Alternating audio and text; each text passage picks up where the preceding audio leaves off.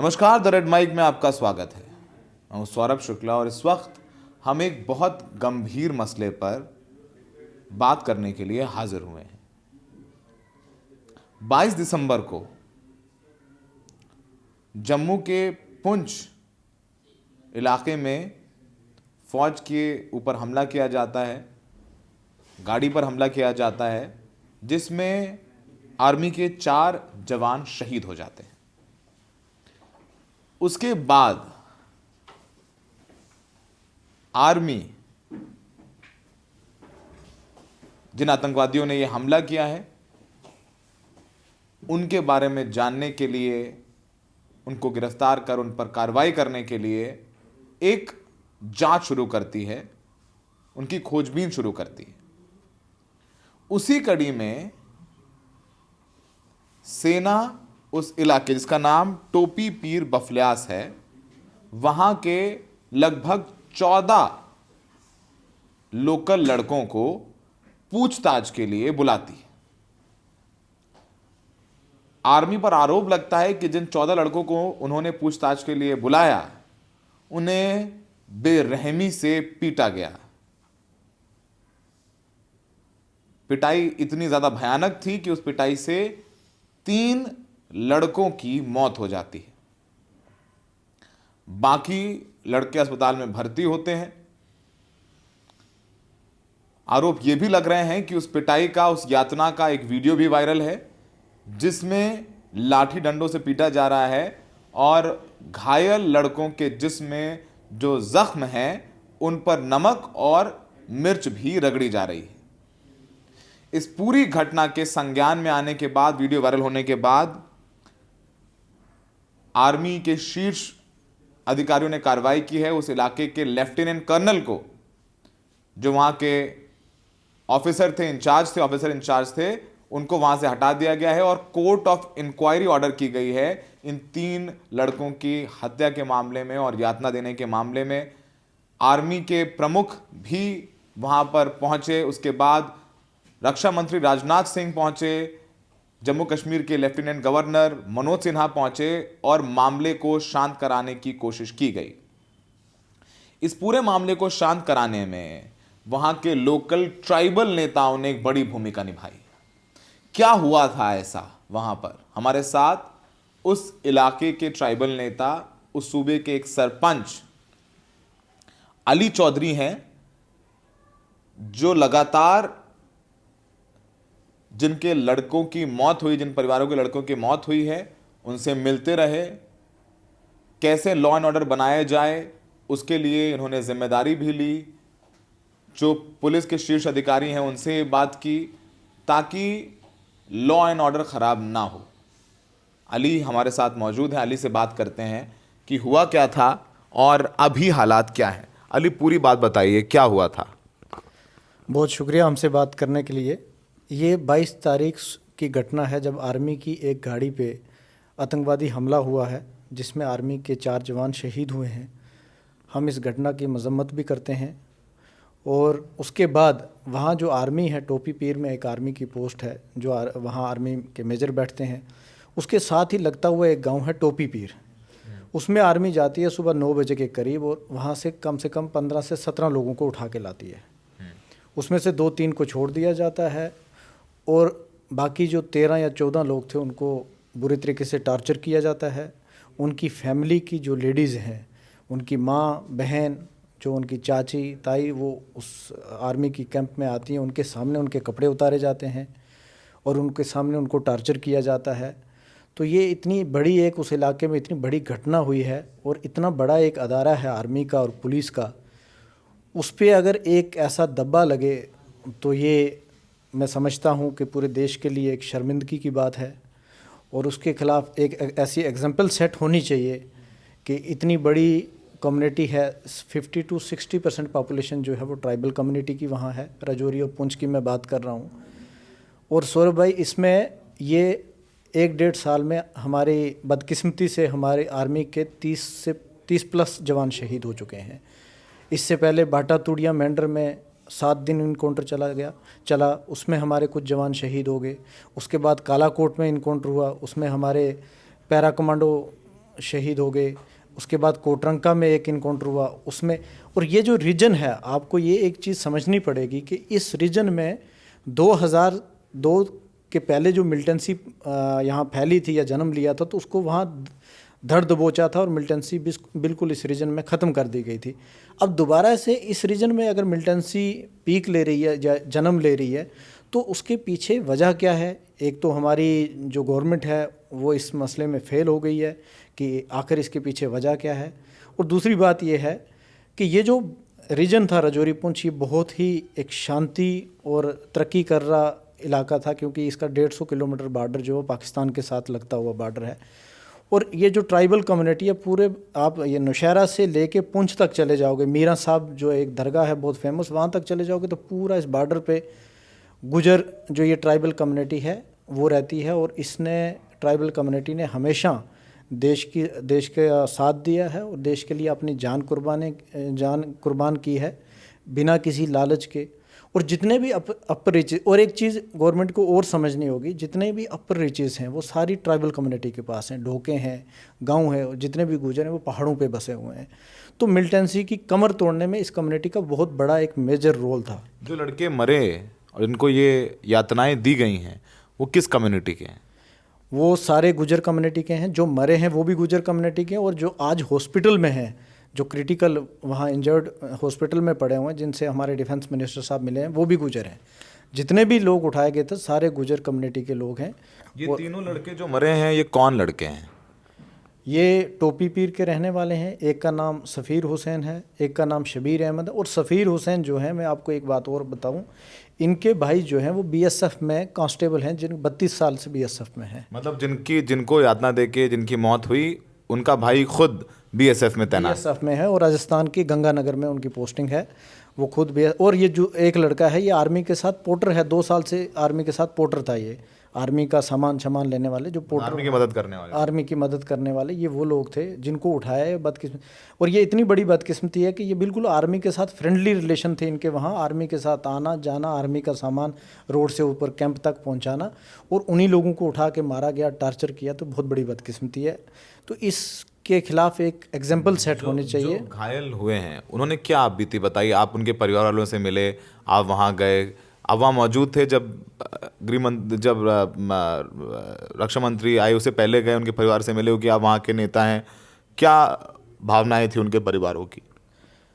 उनके परिवार से मेरी कंटिन्यू बात हो रही थी। जब इनको उठाया था तब भी मेरी बात हो रही थी। उनके भाई से मेरी बात हो रही थी जो बीएसएफ में है, उनके भाई सफ़ीर हुसैन, जो लड़का मारा गया है, उसके भाई जो बीएसएफ में, उनसे मेरी बात हुई। एक हाजी सदीक हैं जिनका भतीजा मारा गया, उनसे मेरी बात हुई, जो अभी डिफेंस मिनिस्टर साहब से भी मिले हैं। तो जब इनको उठाया था तब भी मेरे टच में थे ये लोग, और जब इनका पता चला कि इनको मार दिया गया है, बुरे तरीके से मारा है, तो तब भी ये लोग, हम जब मतलब इलाके का लॉ एंड ऑर्डर कंट्रोल करने में भी हमने बहुत एक पॉजिटिव रोल रहा है हमारा, और इस कम्युनिटी को भी शांत करने में या एडमिनिस्ट्रेशन को भी इस चीज़ से बाहर निकालने में हमारा बहुत बड़ा रोल था। क्या आपसे मदद मांगी वहाँ के अधिकारियों ने कि आप, जब रोष गुस्सा होगा लोगों में कि उनके 3 लड़कों को टॉर्चर करके मार दिया गया, और जो अस्पताल में हैं उन्होंने आप बीती बताई, वो तो रोंगटे खड़े कर देने वाले, क्या बताया उन लोगों ने, किस तरीके से टॉर्चर किया गया उन्हें? उनने सर ये बताया कि अब सुबह 9 बजे वहाँ से गांव में आर्मी जाके उठा के उनको लाई है, और उनके पीछे उनकी फैमिलियाँ आई हैं, मतलब किसी की माँ है, बहन है, वो साथ आई हैं हम अब ये बोलने के लिए आर्मी को कि हमारे बच्चों को छोड़ दो। आर्मी ने उनकी माँ बहन और बेटियों के सामने उनके कपड़े उतारे गए और उनके सामने उनको टार्चर किया गया।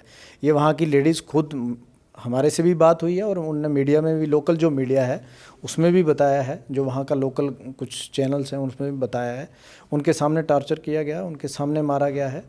तो ये सुबह 9 बजे की घटना है जब उनको उठा के लाया, और 3 बजे तक उनको पीटते रहे। और फिर वीडियो, अगर ये वीडियो वायरल नहीं होती तो ऐसी कई घटना हैं जो आज तक दबी हुई। इससे पहले एक फेक इनकाउंटर हुआ था जो शोपियान में हमारी कम्युनिटी के 3 लड़कों को मार दिया था, उनके खिलाफ कोई कार्रवाई नहीं हुई। कार्रवाई हुई तो बाद में उनको रीइंस्टेट किया गया। तो बहुत ही एक शर्मनाक घटना है ये। और इस कम्युनिटी के साथ जो गृह मंत्री जी खुद पार्लियामेंट के अंदर उनकी स्टेटमेंट है कि ये जो गुजर कौम है इसने हमेशा देश का साथ दिया है, और इसमें राजौरी पुंछ में या कहीं भी मिलिटेंसी की कमर तोड़ने में इसी कम्युनिटी का एक रोल है, वो गृह मंत्री जी ने पार्लियामेंट में ऑन रिकॉर्ड बोला है। उसके बावजूद इस कम्युनिटी के साथ अगर ऐसी चीज़ें होंगी या ऐसी हरकतें होंगी तो आप खुद ही समझ सकते हो कि कोर्ट ऑफ इंक्वायरी हुई है, जिनके लड़के मरे हैं उनको 30 लाख रुपए नौकरी का वादा किया गया है। आपको लगता है इससे वो परिवार संतुष्ट हैं? ये एक सवाल है, इससे जुड़ा हुआ एक और सवाल भी है। आर्मी को क्या ये लग रहा था कि जो लड़के जो मिलिटेंट आए थे, जो आतंकी आए थे, उनको उस गांव से सपोर्ट मिला या उनके घर पर रहे वो और वहाँ से वो निकल करके अचानक से हमला करने आ गए? देखो, आर्मी की वाहन जो है वो एक बहुत घना जंगल है जो मेंढर से पाकिस्तान के बॉर्डर से लगता हुआ और ये पीर पंजाल रेंज में चला जाता है। ये कम से कम 20 से 30 किलोमीटर लंबा जो घना जंगल है। तो ये इस जंगल में पहले भी घटना हुई है मेंढर की, जो मैंने अभी भाटा दुड़िया की बात की है, वहाँ 7 दिन इनकाउंटर चला है। तो आर्मी ने ये समझा है, क्योंकि यही गांव साथ लगता हुआ गांव है, उस जंगल के साथ लगते हुए ये 2-3 गांव हैं। अगर आप DKG क्रॉस करोगे तो बंगाई का एरिया है, वहाँ भी लोगों को 5 लोग वहाँ से उठाए, उस गांव के बंगाई गांव के उठा के जो आज हॉस्पिटल में है।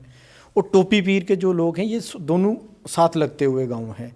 तो आर्मी को उस शक में कि ये शायद ये लोग इनको यहाँ शेल्टर देते हैं और खाना पीना देते हैं, तो उस वजह से आर्मी ने उठाया और इनको विदाउट एनी इंक्वायरी, पूछताछ के बिना और बिना सोचे समझे इनको बहुत टार्चर किया गया और बहुत मारा गया है।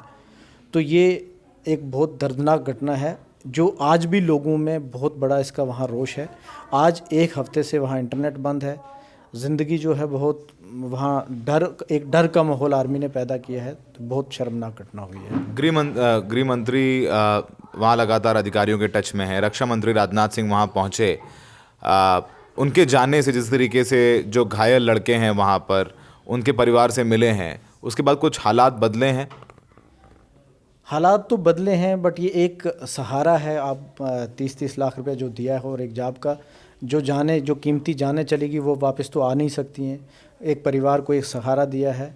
और राजनाथ सिंह जी वहाँ जाके उनकी फैमिली से भी मिले हैं। तो अपने चीफ ऑफ आर्मी स्टाफ भी गए हैं, लेफ्टिनेंट गवर्नर भी, और पूरी वहाँ जो एडमिनिस्ट्रेशन है। और दूसरी बात में एक जो सरकार जो आज फेल है, वहाँ पे सरकार की फेलियर है कि जो आज वहाँ की एडमिनिस्ट्रेशन है, जब से यूटी बनी है, जब से स्टेट को तोड़ के यूटी बनाया, तो एक लोगों और एडमिनिस्ट्रेशन के बीच में एक गैप क्रिएट हुआ है। लोगों के लिए एक्सेसिबिलिटी नहीं है, लोगों के लिए बिल्कुल आसानी नहीं है एडमिनिस्ट्रेशन से मिलने की। आज वहाँ बहुत बुरे हालात हैं। एडमिनिस्ट्रेशन जो है वो लोगों से दूरी बनाई हुई है। उसका भी ये एक कारण है कि मिलिटेंसी भी बढ़ रही है और लोगों में एक नाराज़गी भी है गवर्नमेंट के ख़िलाफ़ भी और एडमिनिस्ट्रेशन के ख़िलाफ़ भी।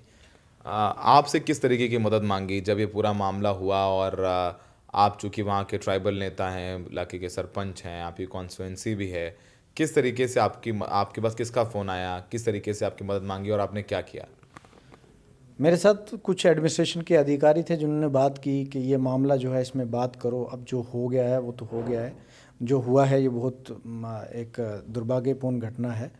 तो इसमें अब जो ये लड़के मार दिए गए हैं, इनका जो लास्ट राइट्स हैं वो करवा दो, और वहाँ जो इलाके में एक लॉ एंड ऑर्डर की सिचुएशन प्रॉब्लम क्रिएट होगी तो इसको थोड़ा सा शांत करने में आप हमारी मदद करो। तो हमने उसमें बहुत पॉजिटिव रोल पॉजिटिव रोल रहा हमारा। हमने दोनों कम्युनिटी और अपने ट्राइबल कम्युनिटी और एडमिनिस्ट्रेशन के दरमियान बात करने का एक ब्रिज जो था वो हम बने, और वो जो गैप था वो उसको हमने ख़त्म किया। और वहाँ हमने कोशिश की कि लॉ एंड ऑर्डर की प्रॉब्लम ना हो। तो ये हमारा फ़र्ज़ भी बनता था, लेकिन जो आर्मी ने किया है उसके ख़िलाफ़ तो एक्शन होना चाहिए।